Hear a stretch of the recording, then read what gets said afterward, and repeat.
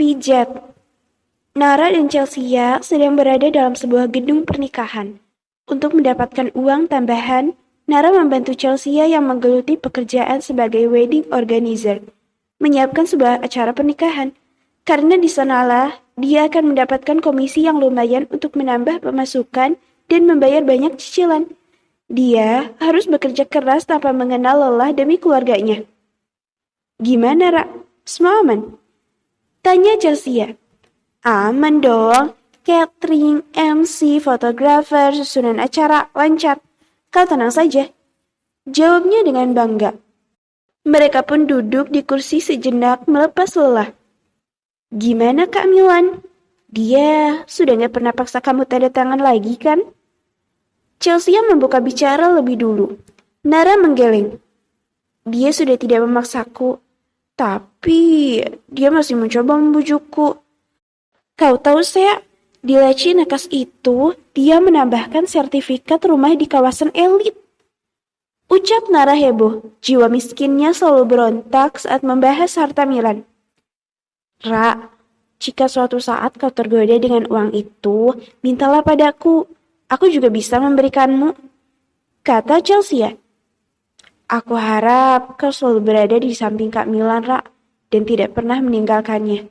Kau gadis yang baik. Batin Chelsea. Itu tidak mungkin. Walaupun dengan uang itu aku bisa punya rumah mewah tanpa bayar kredit bank lagi, bisa buka showroom motor, gak perlu nyicil lagi, dan uang itu bukan hanya membuat ibuku naik haji, tapi bisa membuatku membuka perjalanan haji. Tapi itu bukan hasil kerja kerasku. Jelas Nara. Mendengar itu, Chelsea menjadi terharu, merentangkan tangan. Nara, peluk aku. Ucap Sea manja mendekap tubuh Nara terharu akan ucapan sahabatnya. Kau jangan memelukku saja. Cepat cairkan honorku ini. Canda Nara. Ya elah, Ra. Acara belum juga mulai udah minta honor. Saya mengerucutkan bibirnya. Banyak cicilan nih. Keluh Nara. Cekrek. Biar cahaya blitz kamera menyorot dua gadis ini. Mereka pun kompak menatap pemuda tampan yang sedang memegang kamera. Vino, main cepet aja. Aku kan belum siap. Keluh Nara mengerucutkan bibirnya. Kalian lagi bahas apa sampai pelukan gitu? Tanya Vino menatap layar kameranya. Nara dan Chelsea gelagapan mendapatkan pertanyaan dari Vino. Rahasia pernikahan Nara harus selalu tertutup rapat. Ini Nara maksud banget minta honor. Banyak cicilan katanya. Jelas Chelsea tersenyum pelik. Kau lagi butuh uang, Ra. Wajah Vino berubah cemas menatap gadis berkacamata ini. Pakai ATM aku aja yang kamu pegang. Aku nggak butuh kok. Usul Vino. Hubungan persahabatan yang erat membuat Vino mempercayakan keuangannya pada Nara. Ya elah, itu kan tabunganmu. Modal buat nikahi anak gadis orang nanti tuh. Sosor Chelsea.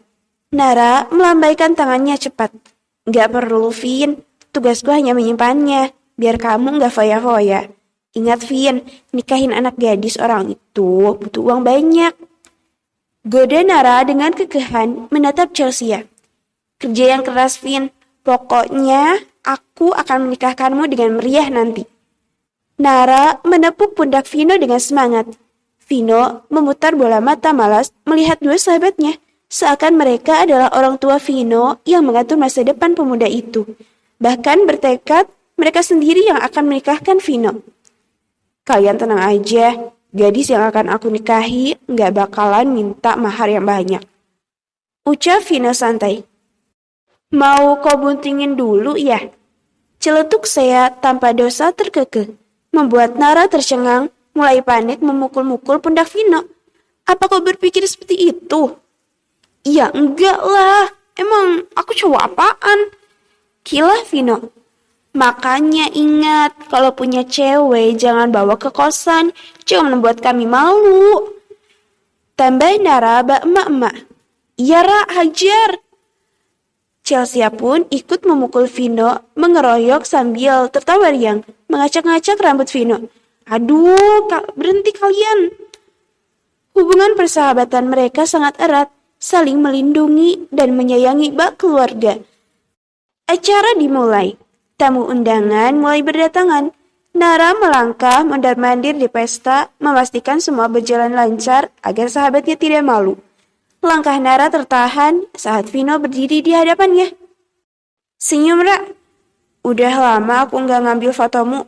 Akhir-akhir ini kau sangat sibuk," kata Vino mengarahkan kameranya pada Nara.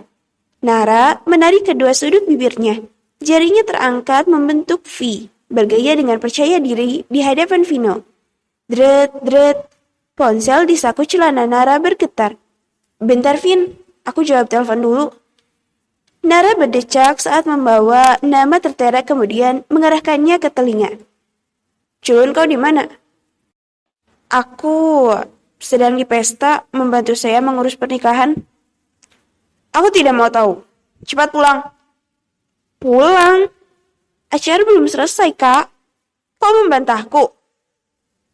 "Baiklah." Nara menghela nafas berat, kembali memasukkan ponselnya di saku celana. "Aku harus pergi, Vin," ucap Nara. Jika tak dituruti, maka seperti biasa, Milan akan menjemputnya secara paksa. "Ya, pergi, Ra. Kemana?" tanya Vino terdengar tak rela. "Aku harus bertemu orang yang mau memakaiku sebagai MUA." Nara tersenyum pelik. Dia telah berbohong. "Ra, aku pergi dulu ya. Bye." Nara melambaikan tangan, melangkah cepat. Vino terperajat, kehabisan kata, melihat bayangan Nara semakin jauh meninggalkannya.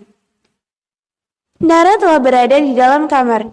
Iris matanya menangkap bayangan Milan bersandar di kepala ranjang sembari memangku laptop. Ia pun melangkah menghampiri. "Kak Milan, ada apa?" sapa Nara terengah-engah. Milan memasang wajah datar, menatap Nara yang berdiri di samping ranjang. "Kau tahu kan pekerjaanku banyak. Aku sangat lelah." Milan memijit tengkuknya dengan sebelah tangan. "Pijat aku." Titah Milan santai, merubah posisi membelakangi Nara, menyodorkan punggungnya. Mata Nara membola mendengar perintah Milan. "What? Dia pulang cepat, meninggalkan pesta hanya untuk memijat Milan? Dasar brengsek." "Apa yang kau tunggu? Cepat." Milan menepuk pundaknya. Wajah Nara memberengut, memegang pundak Milan, sedangkan pemuda itu tersenyum miring, merasa puas telah mengerjai Nara. "Pijat yang benar," tekan Milan. Gadis bergenerasi culun ini semakin mencengkeram pundak Milan, mencebikkan bibirnya di balik punggung Milan. Rasanya ia ingin mengetuk kepala pemuda semena-mena itu dari belakang. Milan melanjutkan pekerjaan di laptop sembari menikmati pijatan Nara. Tret, tret, getar telepon di saku celana Nara terasa. Ia pun melepas sebelah tangan untuk meraih ponselnya. Senyum Nara mengembang saat membaca nama yang tertera. Nara melepaskan tangan di pundak Milan untuk beranjak menjawab panggilan telepon. "Kenapa berhenti?" seru Milan. "Saya harus menjawab telepon dulu, Kak." "Jangan berhenti. Terus pijat aku. Jawab di sini saja. Sebelah tanganmu masih bisa kepakai." Titah Milan tak terbantahkan. Menyebalkan sekali sih dia. Nara lagi-lagi mencebik. Sebelah tangannya menaruh ponsel di telinga, sebelah tangan lagi di pundak Milan. Milan memasang telinga, penasaran siapa yang telah menelpon si culun. "Halo?" "Iya Bu, ada apa? Semua baik-baik saja kan?" "Iya sayang, Ibu baik-baik saja. Ibu hanya ingin memberitahumu, Ibu Lurah tadi kemari, dan dia mau meminta kamu menjadi MUA di hari pernikahan anaknya nanti. Anaknya nikah sama pejabat loh." Mata Nara membulat sempurna, seakan tak percaya kabar yang ia dengar. "Apa Bu? Nara dipilih merias anak Pak Lurah?" "Iya sayang, kamu yang menjadi MUA-nya. Teriak Nara keras, sontak saja membuat Milan terjengkit kaget. Buk, tanpa sadar memukul punggung Milan saking senangnya. "Au!" Milan menegakkan punggungnya, mendongakkan kepala ke atas, menahan sakit. Laptop yang berada di pangkuannya sampai merosot ke samping. Aku merias anak Pak Lurah. Jerit Nara. Merias anak Pak Lurah merupakan jalan untuk menjadi MUA yang lebih dikenal lagi. Au, sakit. Pekik Milan. Nara tersadar. Dia pun gelagapan melihat Milan menahan sakit. Matilah dia. Ini kesalahan besar. Astaga, Kak Milan maaf. Ucap Nara mengusap punggung Milan. Kau mau membunuhku ya? Hardik Milan, suaranya meninggi sangat kesal. Maaf kak, kau pasti sengaja kan? Tuduhnya dengan amarah meluap. Si culun berani memukulnya. Maaf kak, saya benar-benar tidak sengaja. Saya sangat senang akan menjadi anak Pak Lurah. Apalagi dia menikah dengan pejabat. Senyum Nara kembali terkembang menyebut nama anak Pak Lurah. Dia kembali gemas, tak jadi merias model Zelin, merias anak Pak Lurah pun tak apa. Aku tidak peduli, hanya karena merias anak Pak Lurah, kau hampir membunuhku. Milan menepis tangan Nara yang mengusap punggungnya. Ah sial, pukulannya keras juga. Umpat Milan dalam hati. Pemuda ini lalu merangkak pelan, meraih bantal kepala, kemudian berbaring. Maaf kak. Pinta Nara memasang wajah memelas. Pijat kakiku semalaman, jangan berhenti. Itu hukuman buatmu. Tekan Milan melayangkan tatapan tajam pada Nara. Tapi kak, Nara terkulai lesu saat melihat Milan memicingkan mata padanya. Ia pun mulai memijat kaki Milan. Aku sudah gila. Mengapa aku bisa memukul punggungnya? Gerutu Nara dalam hati. Tapi aku akan menjadi ibu anak Pak Lurah. Batinnya lagi gemas. Malam semakin larut. Milan terbangun saat merasakan ada sesuatu mengganggu tidurnya. Dia tidak bisa menggerakkan kakinya. Kelopak mata pemuda ini terbuka. Ternyata Nara tertidur menindih kakinya. Heh, bangun! Panggil Milan. Milan pun duduk mendengus. Si culun telah menyusahkannya lagi. Heh, bangun! Dia ini tidur atau mati? Milan mengguncang-guncang tubuh si culun, namun berdecak tak kala tak ada respon dari Nara. Heh, bangun! Jangan tidur di sini. Menyusahkan saja nih si culun. Milan kemudian bangkit dari tempat tidur, menggendong Nara ke sofa, tempat di mana setiap malam gadis ini terlelap. Milan membaringkan tubuh Nara ke sofa, lalu menyelimutinya. Posisi Milan yang sedikit membungkuk menyelimuti Nara membuatnya dapat melihat jelas wajah polos si culun tanpa kacamata yang telah terlepas saat berbaring di ranjang Milan. Mengapa wajahnya sangat berbeda jika tanpa kacamata? Gumam Milan menatap wajah Nara lemat-lemat. Cantik.